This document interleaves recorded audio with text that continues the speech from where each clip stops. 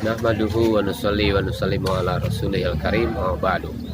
Di bawah kondisi Eropa yang sedang terlibat dalam perang antar negara imperialis, para ulama dan pimpinan sentral Syarikat Islam mencoba memanfaatkannya, sekaligus memanfaatkan kesadaran kerajaan Protestan Belanda yang baru merayakan 100 tahun kerajaan Protestan Belanda pada tahun 1813 sampai 1913 Masehi dari penjajahan Kekaisaran Prancis. Perayaan tersebut juga dirayakan pemerintah kolonial Belanda di Indonesia dengan biaya bangsa Indonesia yang sedang dijajahnya. Ketika kerajaan Protestan Belanda merayakan makna kemerdekaan dan anti penjajahan, maka para ulama memanfaatkannya untuk menuntut kemerdekaan Indonesia. Pertama, ulama dan pimpinan organisasi politik Islam memelopori menuntut pemerintah sendiri, self-destur, self-government, dan Indonesia berparlemen sebagai keputusan Nasional Kongres Sentral Syarikat Islam di Bandung 17-24 Juni 1916 bertujuan memperjuangkan Indonesia merdeka dan tegaknya pemerintahan yang demokratis dengan adanya parlemen.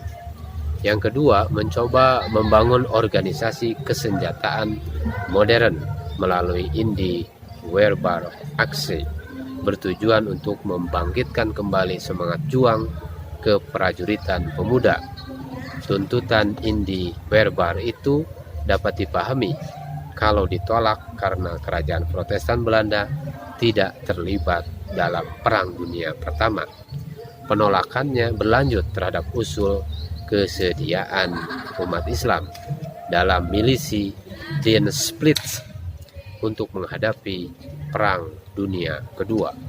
Kerajaan Protestan Belanda terlibat dalam Perang Dunia Kedua pada tahun 1939 sampai 1945 dan telah diduduki Jerman pada 10 Mei 1940. Pemerintah kolonial Belanda menghadapi Perang Asia Timur Raya pada tahun 1941 sampai 1945. Namun karena takut akan digunakan menumbangkan pemerintah kolonial Belanda, maka upaya umat Islam untuk berpartisipasi dalam pembentukan organisasi kemiliteran modern tetap ditolak.